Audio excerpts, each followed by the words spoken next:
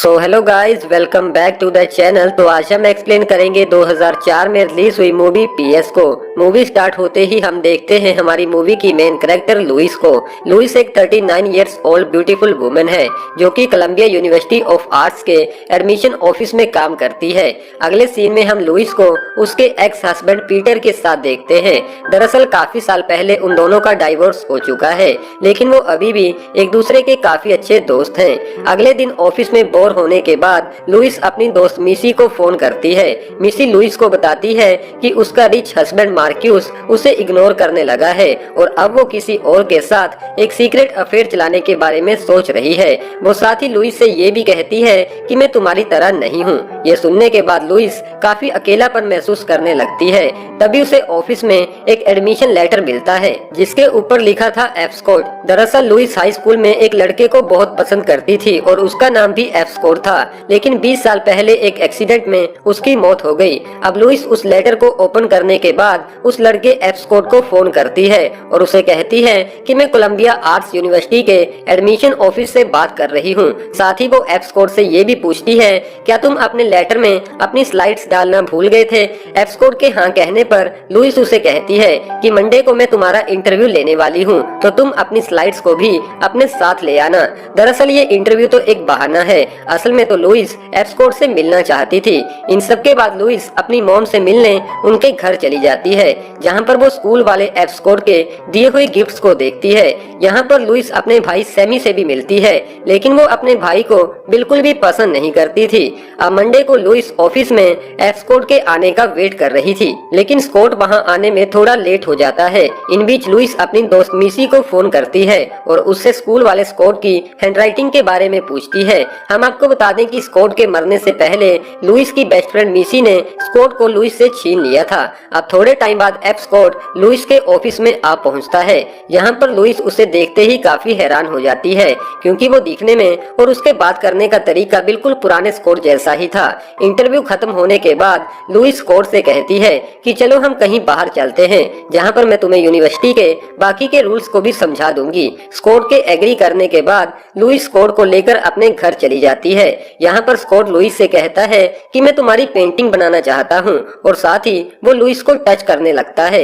एक दूसरे के काफी ज्यादा करीब आने के बाद उन दोनों के बीच कुछ रोमांटिक सीन भी क्रिएट होते हैं। लुइस इन मोमेंट्स को काफी ज्यादा एंजॉय करती है, क्योंकि उसका अकेलापन अब दूर होने लगा था। जिसके बाद स्कॉट अपनी मॉम को फोन करता है और उन्हें कहता है कि मेरा इंटरव्यू पूरा हो चुका है, मैं जल्द ही घर वापस आ जाऊंगा।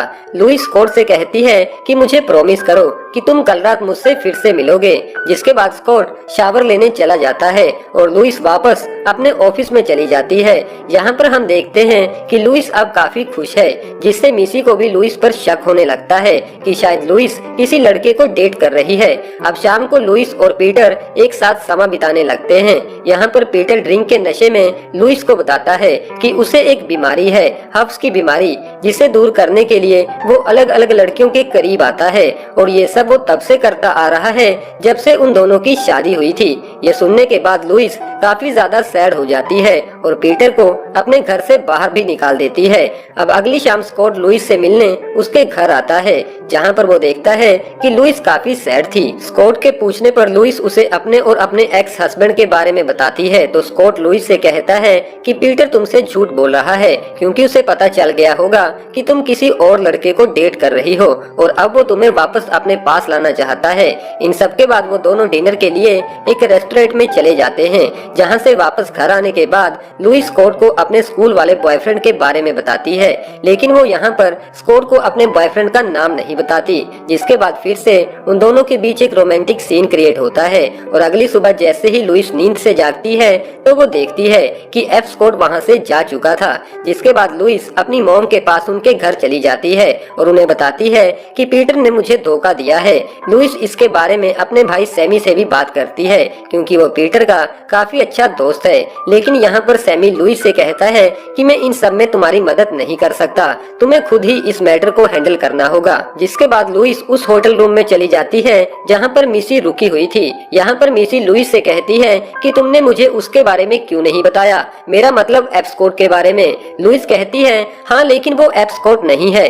तो मिसी कहती है कि मुझे लगता है एप्सकोड पुनर्जीवित हो चुका है क्योंकि उसकी आवाज बिल्कुल एप्सकोड जैसी थी। लुइस के पूछने पर मिसी बताती है कि जब मैंने तुम्हारे घर पर फोन किया तो वो फोन एप्सकोड ने उठाया था, जहाँ पर मेरी पहली बार स्कोड से बात हुई। एक पल के लिए तो मुझे ऐसा लगा कि शायद स्कोड दोबारा जिंदा हो चुका है। मिसी साथ ही लुइस को ये भी बताती है कि मैं एप्सकोड से मिल भी चुकी हूँ और वो तुम्हारे बारे में काफी सवाल पूछ रहा था। लुइस मिसी से पूछती है कि कहीं तुमने उसे स्कूल वाले एप्सकोड के बारे में तो कुछ नहीं बताया। मिसी कहती है नहीं, मैंने उसे स्कूल वाले स्कोड के बारे में कुछ नहीं बताया। यहाँ पर लुइस मिसी से काफी जेलस फील कर रही थी क्योंकि उसने पहले भी एप्सकोड को उससे छीन लिया था और अब वो फिर से वैसा ही कर रही है। अब लुइस गुस्से में वहाँ से जाती हुई मिसी से कहती है कि मैं स्कोड को सब कुछ सच सच बता दूंगी। आगे हम देखते हैं कि एप्सकोड पहले से ही लुइस का इंतजार कर रहा था। लुइस के पूछने पर स्कोड कहता है कि मिसी ने मुझे कॉल कर बोला था कि तुम किसी इम्पोर्टेंट मैटर पर मुझसे बात करना चाहती हो। तो यहाँ पर लुइस स्कोड को स्कूल वाले स्कोड के बारे में बताती है जो कि दिखने में और उसकी हरकतें भी बिल्कुल तुम्हारे जैसी थी। तो एप्सकोड लुइस से पूछता है कि तुम्हें क्या लगता है मैं वही लड़का हूँ जो मरने के बाद दोबारा जिंदा हो गया।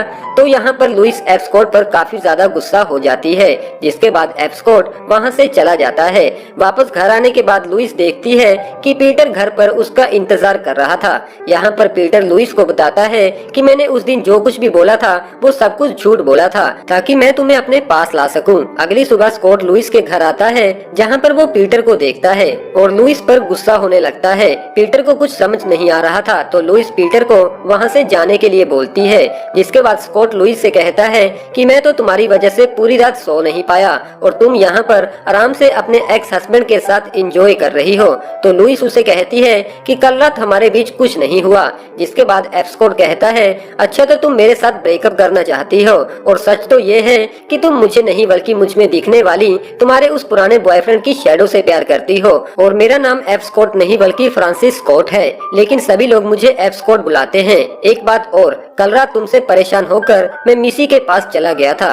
इन सब के बाद लुइस मिसी के पास जाकर उसे कहती है कि कल रात तुम दोनों के बीच क्या हुआ। तो मिसी लुइस को सब कुछ सच सच बता देती है और साथ ही लुइस को एडवाइस देती है कि तुम्हें लाइफ को कॉम्प्लिकेटेड बनाने की जगह उसे एंजॉय करना चाहिए। जिसके बाद लुइस पूरी तरह से चेंज हो जाती है और काफी खुश रहने लगती है। लुइस पीटर से कहती है कि हम दोनों कभी भी एक नहीं हो सकते, तुम्हें इसे एक्सेप्ट करना ही होगा।